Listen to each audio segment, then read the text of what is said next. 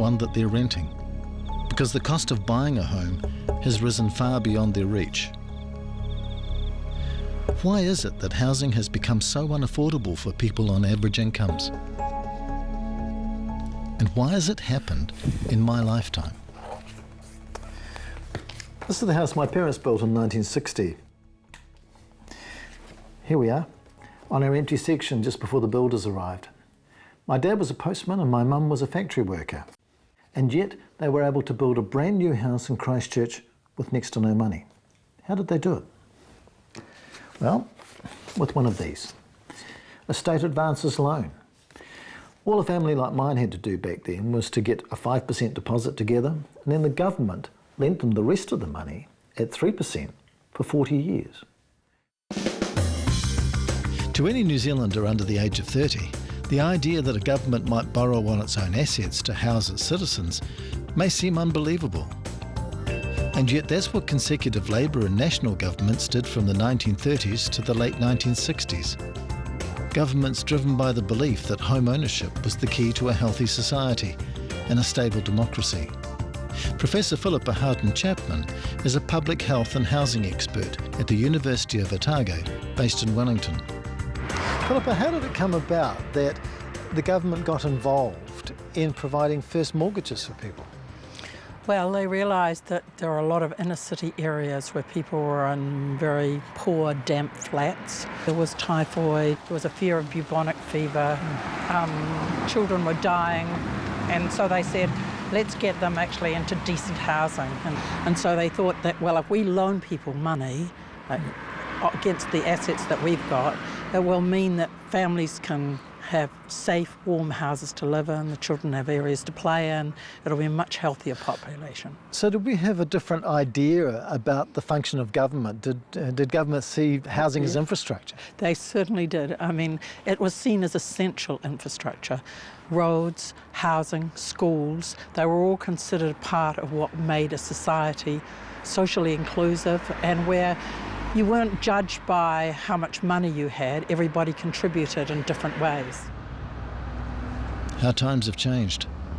Today, how much you earn absolutely determines whether or not you can afford a home of your own. Since the 1960s, wages have risen 59% on average, but house prices have increased a massive 280%. A gap that began opening up in the 80s and 90s when we switched from a regulated economy to a market-driven one. And that 59% wage increase isn't as good as it looks. Whatever the intentions of the economic reforms introduced by the Longi government in 1987, 30 years of market-driven governments has delivered a low-wage economy. The CTU, for example, calculates that the average hourly wage is $27.60 an hour, whereas it should be $32.10 an hour if wages had kept up with national productivity.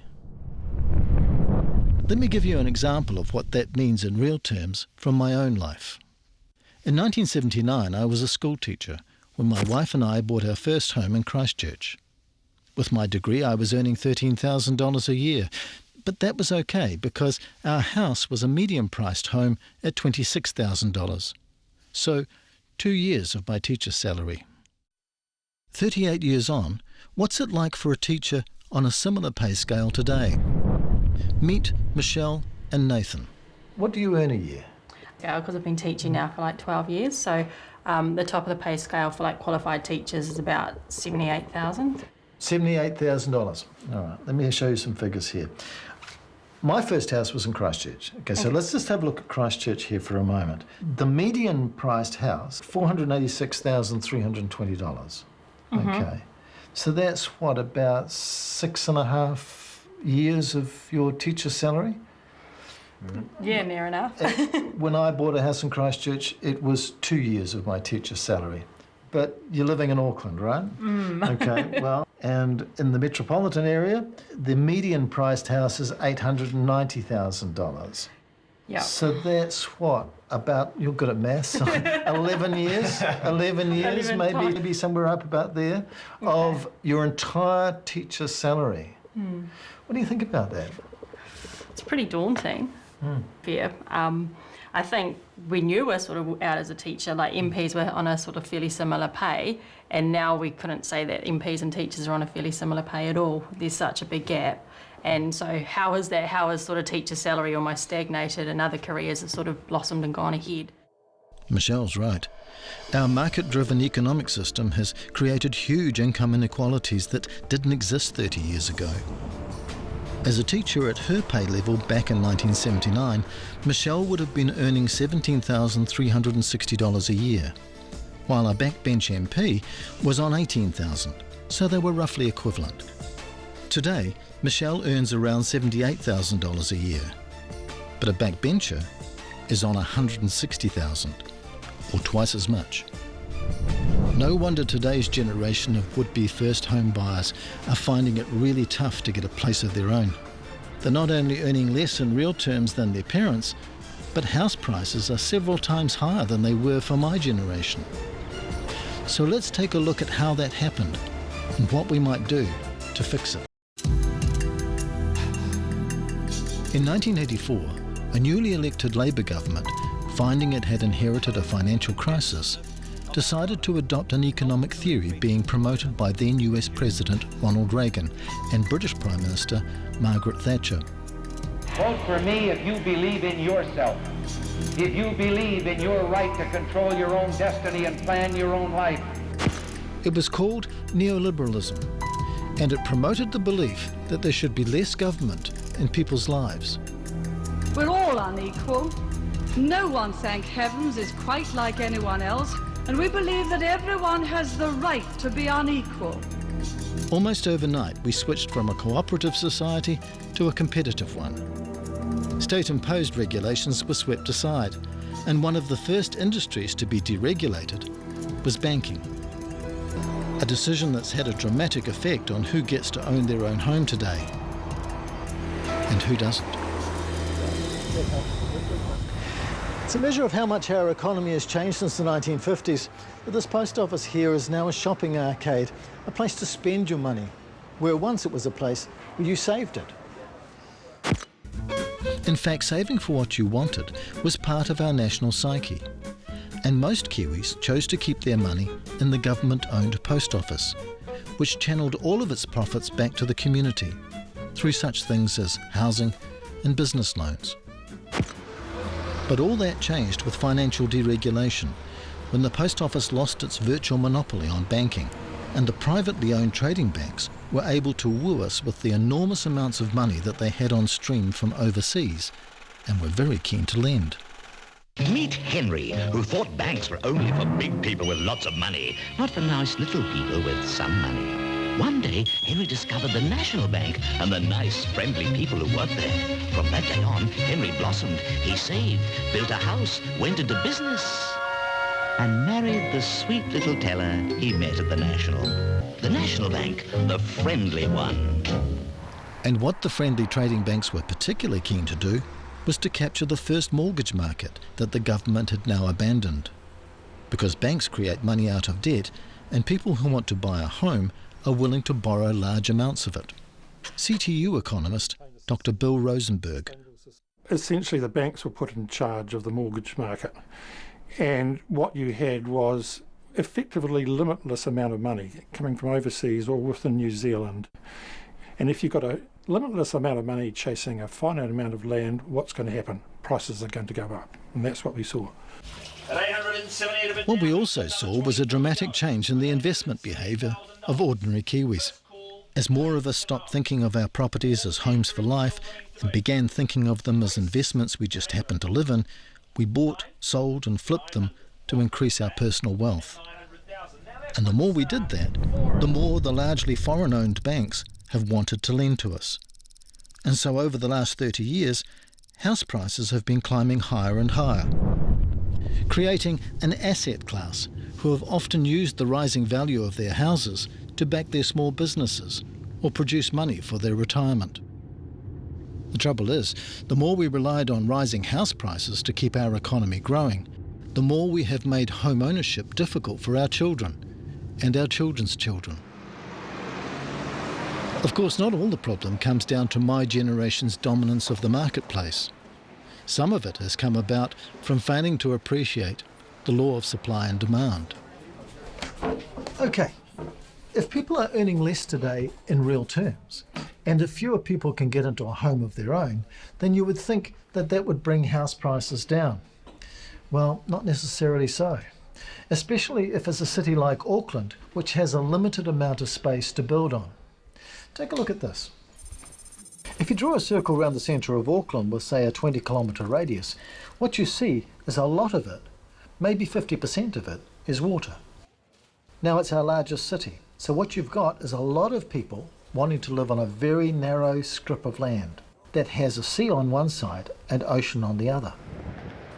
Now, last year, over 34,000 new arrivals tried to find a place to live on this narrow strip of land. And given the current housing shortage, the question is whether immigration has been pushing up house prices. And if so, by how much?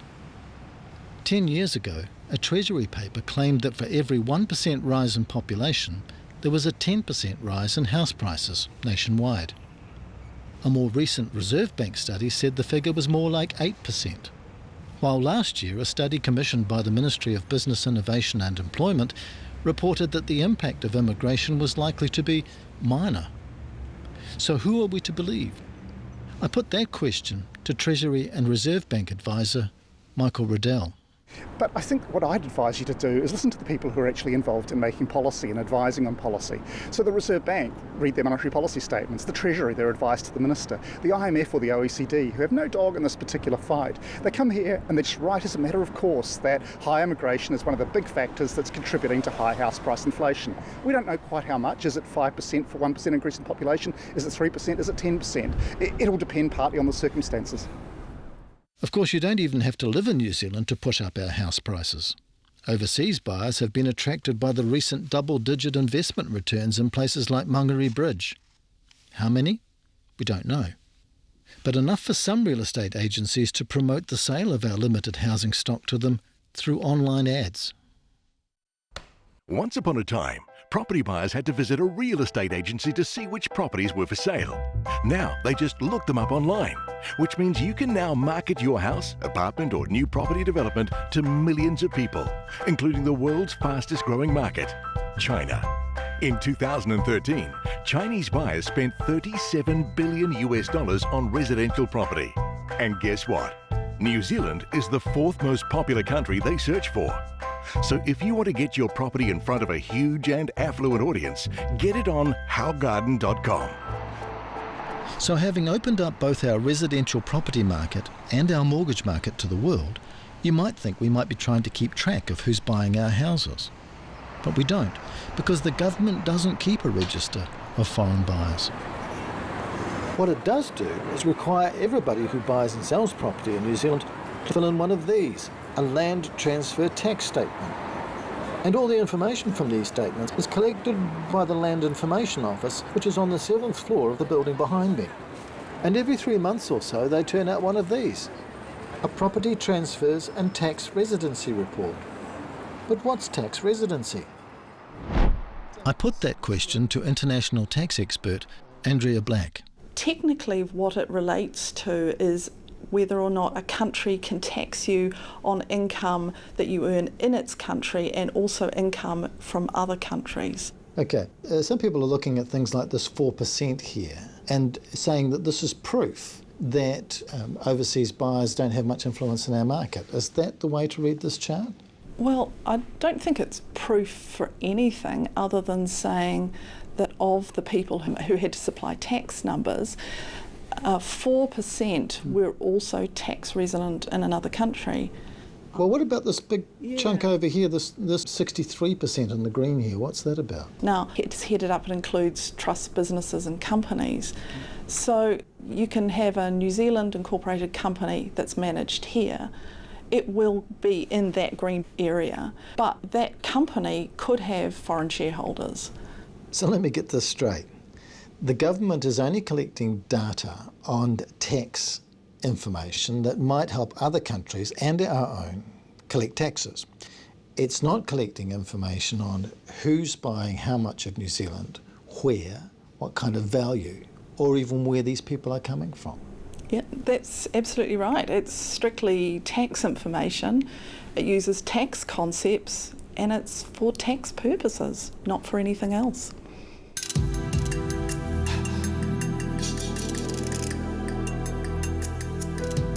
Okay, so 30 years ago what we did is we opened up our limited housing supply to a whole lot of foreign money through the trading banks. And then we allowed foreign buyers to purchase our homes. Now, we've never looked at the problem of what that's done to house prices in New Zealand, but the Canadians have, so I'm going to Canada to find out what they know that we don't. According to the 2017 Demographia Survey, Vancouver is the third most unaffordable city in the world, after Hong Kong and Sydney. Auckland is number 4. Like Auckland, Vancouver is a Pacific Rim city with natural barriers that limit the amount of land available for building. A geographic factor that tends to push up house prices as more and more newcomers arrive to take up residence. And also like Auckland, Vancouver has been attracting the interests of Chinese investors. But whereas we've been reluctant to investigate the effect that foreign capital has on house prices, for Associate Professor Josh Gordon here at Simon Fraser University, it's been a topic that he's been publishing about for the last couple of years. I mean, this is a global phenomenon, what we're seeing. There's been about $1 trillion that left China in the last year or so, which is a ton of money. And a lot of that was invested in real estate. And so we've seen a surge of buying from China, both in Australia and the US. And we know, or we can infer, that that's happened in Vancouver too, and that's likely happened in Auckland. Was there good data to go on or not? No, government has been very wary of providing data for a long time, partly because they didn't want action on it, I think. But you could piece together the case for why foreign money was having a big impact through a variety of other sources. And we did have good data on some aspects of that stuff in terms of immigration patterns of wealthy migrants. And that suggested that there was a lot of money that was entering the market.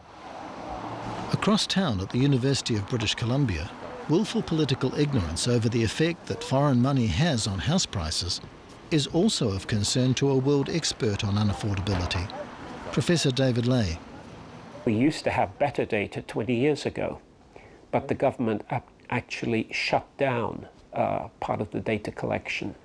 Why would you not want to know that information? Well, this has been a province, British Columbia in Canada, that has been wide open to investment across the Pacific. So there are constantly trade missions to China, and the whole history here has been one of not wanting to do anything that would jeopardize those relations. And if data has inconvenient truths, then that data is not available. There is that sense in New Zealand that we don't want to upset the Chinese, and in fact, actually, talking about Chinese money raises racial issues. Was that a Canadian experience as well? It has been, and it's been one way of really shutting down any adult discussion. And it's that adult discussion about what we should do when a tidal wave of foreign money swamps our housing market that we desperately need to have, regardless of where that flood of capital comes from. This is not about the ethnicity or the nationality of the money. This is about simply the money being disconnected or detached from the local labor market, and that's making it unaffordable for locals to purchase housing. And that's especially true of the Pacific Rim cities of Auckland, Sydney and Vancouver, where Chinese buyers have been choosing to invest their money in residential real estate. But why those particular cities? It's not a coincidence that these are English-speaking cities. They are keen that their children be educated in Western schools and universities. There is invariably an existing ethnic Chinese community, and also those cities have direct air connections back to China, because in many cases a business remains in China. These all seem to be key factors. Another key factor, undoubtedly, is quality of life. And we're certainly making it easy for rich people to come and live here through our investor visa programs. Since this fast-track scheme for wealthy migrants began in 2011, 121 multimillionaires have gained entry to New Zealand by putting $10 million into New Zealand investments in order to gain a Category 1 visa. And 822 millionaires have entered with Category 2 investor visas, which requires them to place 1.5 million into New Zealand investments, of which 545, or 2/3, have come from China. But how much do wealthy migrants really contribute to economic growth and job creation? 2 years ago, an informal Ministry of Business Innovation and Employment survey found that 85% of migrants on investor visas were putting their money into safe investments, such as government and corporate bonds, rather than into entrepreneurial ventures that would create new jobs. However, unlike other Commonwealth countries, we haven't scrapped the scheme because of the low returns. Australia, for example, toughened up on its investment rules after they found that wealthy new arrivals were putting their money into non-productive assets. And Britain revised its fast-track program after the chairman of the Migration Advisory Committee reported that there's very little in it for the UK and a huge amount in it for the investor. As for Canada, here's what Professor David Lay told me. When you looked into the investor program, what did you discover? That it's a sham. This was some good data that was kept by the federal government. And what it has shown since at least the mid-1990s is that immigrants who come through the investor program declare a lower income in Canada than any other immigrant group, lower even than refugees. Whoa, let's just stop there for a moment. Investor migrants declare lower incomes in Canada even than refugees? Could the same be true in New Zealand, I wondered? So I contacted our Inland Revenue Department and I asked what information they had about the tax behaviour of migrants issued with investor visas. And I was told they didn't have any because they weren't tracking them. It wasn't part of their core business, said a spokesman. So again, we're not collecting the kind of data that other countries think is so essential to having an informed housing and immigration policy. And that begs the question, why not? Because if a whole lot of wealthy people come in at the top of the market, that can have a very serious effect on those much further down. Here's Professor David Lay again. We call it the ripple effect, that investment at the top end ripples out into the rest of the housing market, because local people who would have been buying in the top end are displaced. So they move, as it were, out one ring, and then they displace the people who would have bought there. In an effort to curb the ripple effect, the government of British Columbia has imposed a 15% surtax on foreigners who want to purchase real estate in their province. Hong Kong has introduced a similar tax in an effort to stem the tide of buyers from mainland China. In both cases, the surtax helped cool the market. So it puzzles me why we haven't taken the same step, because displacement caused by foreign buyers purchasing in Auckland real estate has clearly caused rising house prices and social problems to ripple out to towns and cities throughout New Zealand. Tauranga, for example, is the 9th most unaffordable city in the world. Would you believe it? And up here in Whangarei, well, they're having to deal with everything from speculators to the poor and dispossessed. Taitokoro Emergency Trust, for example, is dealing with double the number of families that it did 3 years ago. So we've probably seen 3 waves of displacement, which probably started in 2014, where we saw a whole lot of rental refugees from Auckland coming up who were being forced out of that city and came to the north, just saying that the housing had become too expensive to rent down there. Shortly after that, a number of investors from Auckland moved up, buying out housing up here, putting up the rent, and that pushed out more of the local people from accommodation in the city. And more recently, we've seen people who have cashed up in Auckland or buying property and actually coming and moving to Whangarei. So giving tenants 42 days notice to get out of the place and find accommodation elsewhere. Of course, you might argue that all we have to do to solve our housing problems is to simply build more of them. There's a popular theory that to solve our housing issues, all we need to do is to build more of them, because the oversupply will cause prices to fall and more people will be able to afford them. But is it really that simple? Following the Christchurch earthquake in 2011, there was a building boom, and construction companies and developers rushed in to rebuild the city. But 6 years on, there's a problem. Supply now exceeds demand. And so even though terraced houses like this have been reduced 10% in price, they're still having difficulty selling them. Why? Well, all other reasons aside, the cheapest two-bedroom unit on this row is $399,000, which is just over 4.5 times the median household income for Christchurch. And the most recent Demographia survey says that by international standards, that's seriously unaffordable. So even the most well-intentioned developers are between a rock and a hard place if wages don't keep up with building costs and rising land prices, especially in times when the housing market is volatile. For example, between 1972 and 1980, two oil shocks, export issues and inflation problems saw real house prices in New Zealand rise and fall by around 53%. That's a similar drop to what the Irish experienced after the collapse of the financial markets in 2008, when the ghost estates of newly built houses began to appear in many towns and cities because people could simply no longer afford them. A decade later, many unfinished houses still remain, monuments to the fact that building booms are regularly followed by building busts, and that oversupply doesn't solve a housing problem if people simply don't earn enough to be able to buy them.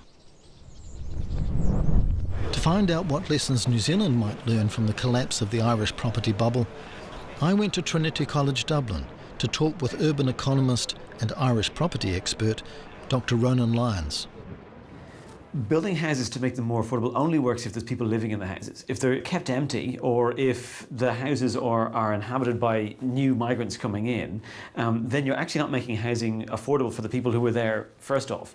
Yes, you can cater for extra demand coming in from elsewhere, but if you're not making homes that are affordable for people who live in the domestic economy, you're not solving a problem. You're creating a second economy, that's fine, but you're not addressing the problems in the first economy. There's a theory in New Zealand that if house prices fall, then it's going to make it more affordable for people in lower socioeconomic jobs. Was that the Irish experience? So if you kept your job in Ireland, when property prices started to fall, you were able to benefit from that. In fact, a 50% fall in property prices, a 30% fall in rents, that was good for the economy, but only if you kept your job.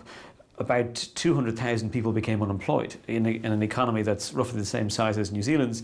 So there were plenty of people who lost out their livelihoods. So they weren't able to afford housing no matter what the price was. I was at a ghost estate yesterday, and I wondered whether a ghost estate is a symptom of a ghost economy, that this isn't a real economy when you just depend on real estate. I think there is a danger in becoming overly reliant on real estate and construction, and I think it's a tough one, particularly in an economy like New Zealand, together with places like Canada and Australia, where there's a sort of a route for Chinese and Asian money into them. It's not enough just to have minimum deposit rules, because there's other capital. It's not all about borrowing for mortgages. There's other money coming into the economy. So it's not an easy one to manage, but at least as a sovereign country, you can manage the capital coming in if you choose to. This is More FM 816. Hey, and just to let you know, on the Harbour Bridge, there have been a few delays. Traffic heading into town. It's backed up to Esmond Road. Not looking like it's going to clear. Yes, we are a sovereign country, but we're also an ethnically diverse one. If we tell new arrivals that they can't use their lines of overseas credit here, then we may make it too difficult for immigrants to settle in our country. So there's a whole raft of state and personal issues and attitudes that we need to face up to if we hope to make housing more affordable. So let us start with our personal motivations. If you don't own a property, you can't afford one, then you'd probably like to see some changes to our financial system. On the other hand, if you do own property, then you've got a vested interest in keeping things the way they are, which was a very good point that was made to me by Canadian real estate agent Keith Roy. We've had a lot of complaints from people in Vancouver about the price of housing for their kids, about the fact that their friends can't afford to live here, that they can't afford to live in the city they grew up in. Everybody in the city believes in affordable housing until it comes time to sell their own house. I sit down with people all the time, and no one has ever said, I want to sell my house to someone who needs it. I want to sell my house to someone who can't afford it. Everybody wants more when it comes time to sell their own house. That, of course, is the nature of our free market economy. Buy as low as you can, sell as high as you can, and good on you if you make lots of money, especially if it funds your retirement or your small business loan. And that attitude that you should be able to increase your personal wealth through buying and selling property is endorsed at state level through our very liberal tax laws. We don't, for example, have stamp duty on the purchase of our houses, as they do, for example, in Australia and Canada. We don't have a foreign buyers tax or an inheritance tax. And we have a very light capital gains tax that largely exempts the family home. So the way we run our economy today favours those who own property over those who don't. And that's contributing to a growing gap between the rich and the poor in our country. The idea that every New Zealand family should be able to own a home of their own stretches back more than 100 years to a time when our first suburbs were being built. It became known as the Kiwi Dream, an ideal so wired into our national psyche that many of us think that ownership is the only way to obtain security of tenure and a place to call home. But there are many other ways of achieving residential security that we could be implementing. In Germany, for example, cooperative housing provides a solution for some people with limited funds. Andreas Kadensky explained to me how he holds shares in his apartment complex in much the same way as you can hold shares in a company. So you have to buy 60 shares at 500 each, so it's 30,000 euros to get into here. Yeah. Buying shares simply entitles you to live in the complex and pay a rent that is currently about 40% cheaper in rent than similar apartments in the neighbourhood. What if I want to leave?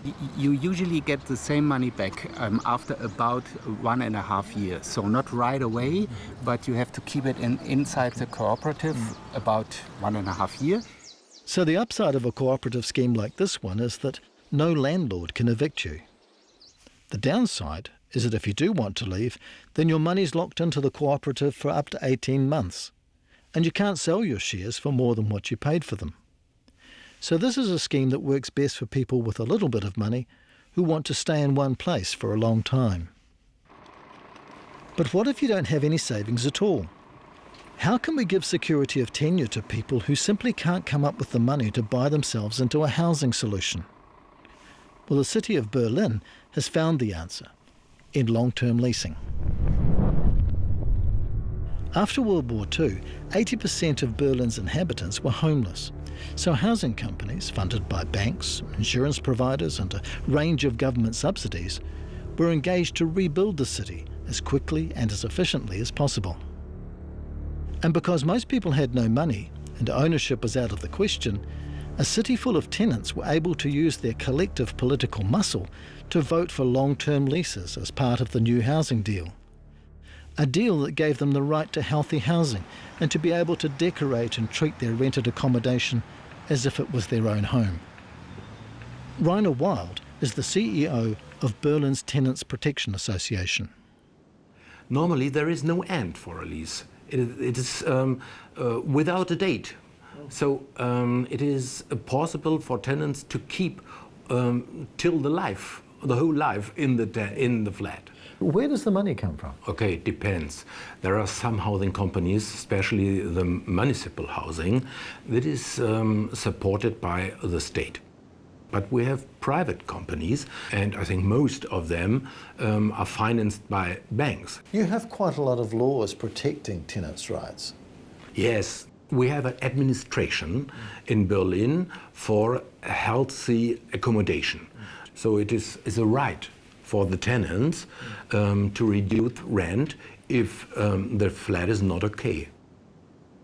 I'm sure that affordable long-term leasing is a solution that many Kiwis would like to embrace. But is it doable in New Zealand? Husband and wife economists Shama Beale and Selina Ekwab say that it is.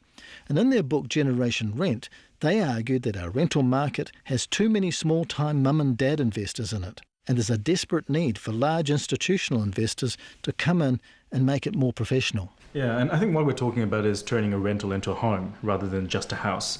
And a part of it is around regulatory changes. So we want to see better rental regulations in New Zealand, but also I would like to see more institutional investors who are there for the business of being landlords and looking after their tenants, rather than investors who are there to essentially make a buck out of rising house prices. Where's this institutional money going to come from in New Zealand? I mean, how can we do that model? We can get new money coming in that's institutional from KiwiSaver money, from institutional funds like the New Zealand Super Fund, ACC. These are things that are slowly starting to happen, but we want to see it being sped up. And I think part of that requires the kind of models they have in Europe, where they require certain types of institutions to have money invested in residential real estate. The state, of course, was once that large institution that provided rental homes for life at affordable rents. But the neoliberal era has seen the state reduce the number of properties it rents, hold regular tenancy reviews, and even charge some tenants market rental. Urban economist Ronan Lyons says that that's a mistake. If you hitch social housing to the market, or if you sell off your social housing stock, as happened in Ireland and the UK and other countries for ideological reasons, you just create problems for the future. You don't actually create any long-term solutions. The market will never provide housing for people who don't have an income to cover the costs of their housing needs. So the state needs to be actively involved in providing housing on an ongoing basis, perhaps for as much as a third of the population. Certainly the state is the only institution that can address many of the ownership and house price issues that face us as a nation. Only the state, for example, can set immigration levels or decide whether foreign buyers and wealthy migrants are having an inflationary effect on house prices or not. But the state can't make those decisions if it fails to gather the data that would drive an informed housing program. There's certainly no escaping the fact that everybody has to live somewhere. And for a nation that prides itself on innovation, we've been remarkably slow in adapting to our 21st century housing needs. Auckland, for example, took a very long time to decide that it needs to grow up instead of constantly growing out. A decision that certainly gives a lot more people the opportunity to own rather than rent. But who wants security of tenure in a building that may not fit your needs over the next 10 to 20 years? Why should you have to leave your apartment building, and probably the central city, just because you want to start a family? The fact that the single-storied inner-city houses where children once played and grew up are now so expensive that very few families can afford them doesn't mean that we couldn't build affordable family-friendly houses in the inner city. In Turin, a 5-storied apartment block, constructed over a former factory site, demonstrates that a large building of 63 residential units can be a green and pleasant place to live. There are over 150 trees integrated into the design of this energy-efficient complex.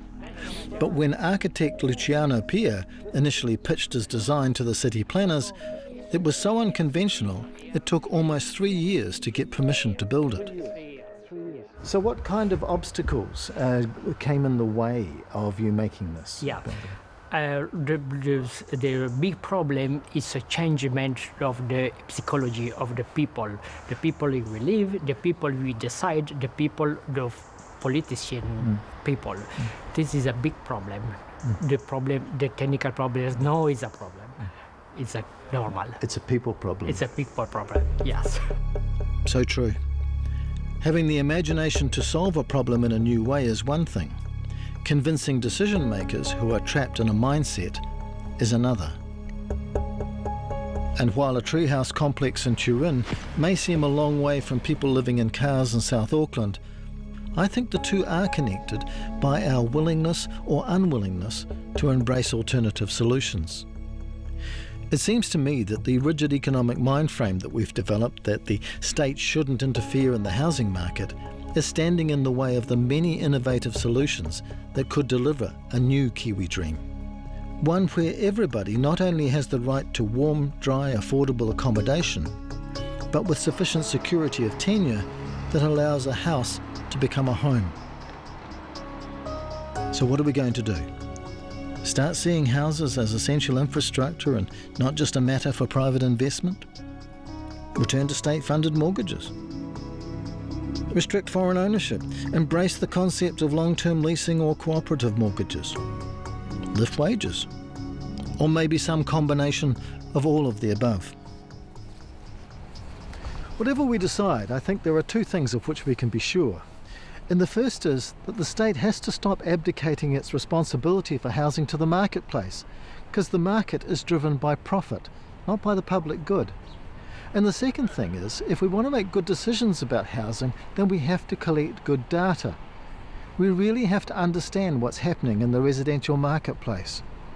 Because when it comes to the question of who owns New Zealand now, we surely deserve a better answer than, I really don't know.